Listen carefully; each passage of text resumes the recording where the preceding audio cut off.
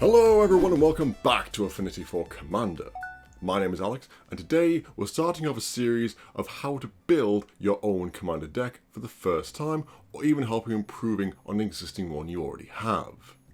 And to start off this journey of epic rollercoaster rides, epic failures and numboing yourself into oblivion, let's start with the resource of this resource game, the mana base. As always, if you like any of the cards you're going to be seeing here, then make sure to use our lovely affiliate links to make any and all of your purchases. Doesn't cost you anything extra, but really helps the channel out quite a lot. And of course, every single price tag you see here today is supplied by the fabulous cardmarket.com. Now, on to how to construct your mana base, and let's get the obvious out the way first, shall we? Yes, running every single fetch land, there's at least one of these colours of your deck, and then every single shock land and charm in your colours will dramatically improve your mana base and get you all the colours right on time. These are, however, expensive. And also not really helpful when we're trying to build and improve a mana base.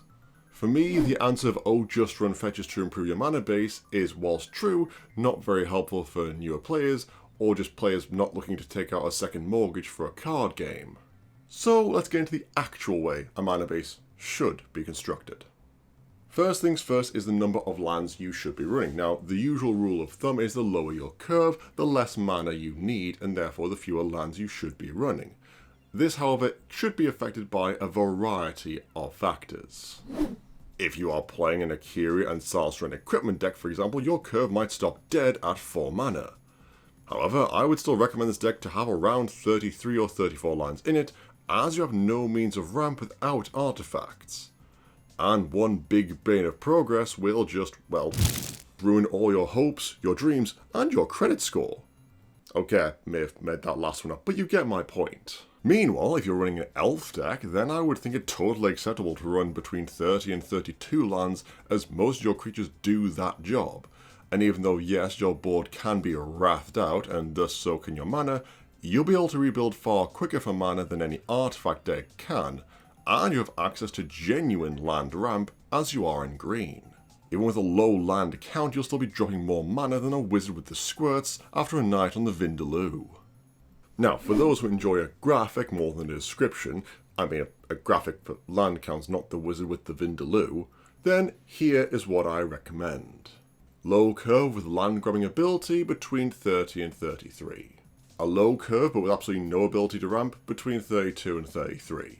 Mid curve with a nice chunky 3-drop slot, then between 33 and 35. And then high end curves, stuff like your dinos, your serpents, your sphinxes, then 34 to 36. There are, however, 2 exceptions that I can think of to this rule. CDH is a law unto itself, and some people have made many calculations, deep diving podcasts and stats-based studies all around a land based for that particular way of playing the best format, which I quite frankly am not even going to remotely attempt to touch in this video. And on the other side of that we have Lands Matters decks, your Titania, your Omnath, most of them in fact. These legends turn lands into advantage, so a land isn't necessarily a dead drop, so they can break through into even 37 or above land counts and it still not be unreasonable. Now that we've decided how much land we're going to be needing, let's decide exactly what lands to put in and why. From this, I cannot recommend enough to just put your deck out in front of you in a mana curve order and count the pips. That's the tiny little piece of mana in the top right corner of your cards. And then see how many you have of each colour. This obviously takes a lot of time and is very faffy, so I'd much more recommend putting your deck into a more digital format that can show you this in either a convenient pie chart or graph, like on Moxfield or in the far more stylish TCG Home. This way you can immediately see if you need more green producing lands or white producing lands in your Scythist Harvest Hand enchantment deck. It's more green, it's always more green. From here you can actually start deciding on amounts of colour producing lands. If you have a large amount of green in your early curve, then you'll need more sources to produce green mana than other colours, as you need to buff up the odds of being able to play your early game. No sense in having a handful of Prairie Stream, a Plains and an irrigated farmland, and a hand of green mana dorks. That hand is not keepable. Stop it. So the main takeaway from this section is rather simple. If you are playing a 2 or 3 colour deck, you're going to be wanting mana producers that more cater towards your early game, your lower CMC creatures and spells. That way you have actual time to get that second or third colour, and you're not just sat there with a load of dead cards in your hands through turns 1 to 5. But what actual lands should we be physically playing, I hear you ask? Well, let's start off with a fiery take so hot it's going to make anger look cold. Temple of the False Gods is a good card. I don't care, I've never been burned by it. Keep a hand of a decent amount of lands and the odds of you drawing it are ridiculously low before turn 5, which you should then have 4 other lands in play, and boom, you are immediately ahead on mana. Now, apart from this card being colourless, we actually need to be looking at cards that do have colours to them, and I've got a few recommendations. Firstly, no tap lands. I loathe entirely tap lands with a burning passion. You may as well not have played them. Gates, Scryer lands, Gain lands, unless you are running a gate commander or a commander where instances of life gain is super important, I would not run these cards. The only exceptions I make are cards that tap for 3 or more colours, like the Trial lands from Karn's block. I'm not opposed to those. With, again, the obvious example being the Triumphs, because again, these can be fetched with fetch lands or cards like Nature's Law, as they also have land types on them, and if you don't need them, you can just cycle them away. On to, however, cards that do not need any qualifiers. Filter lands. Love filter lands.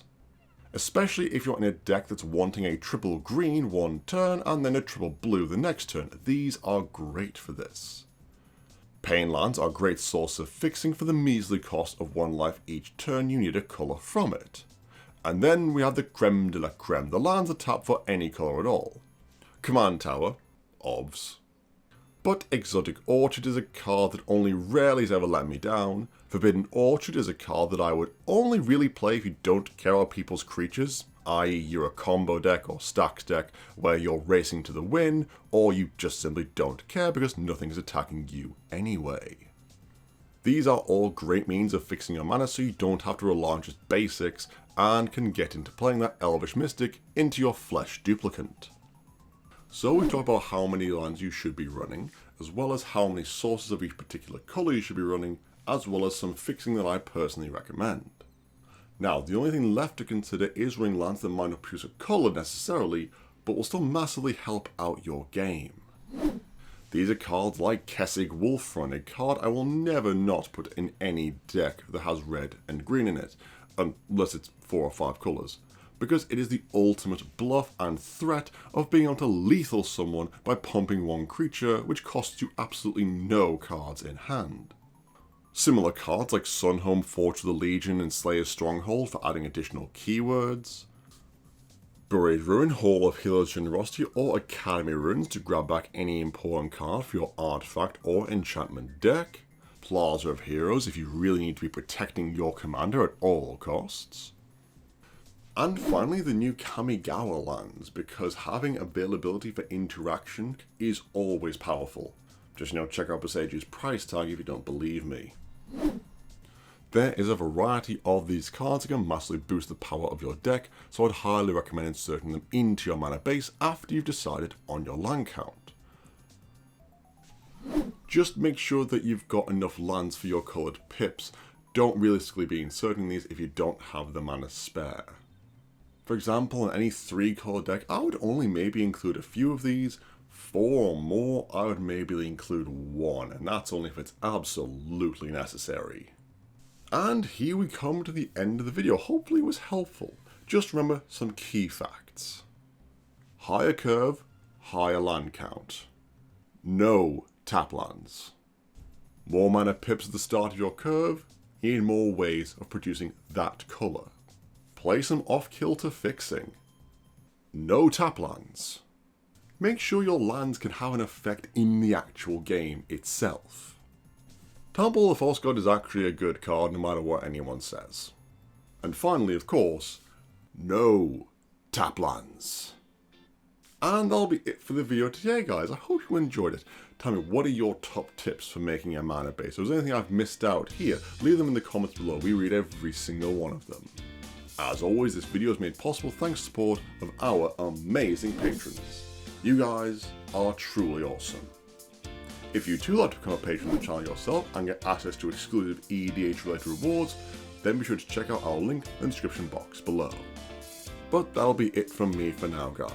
As always, I've been Alex, and I will see you next time.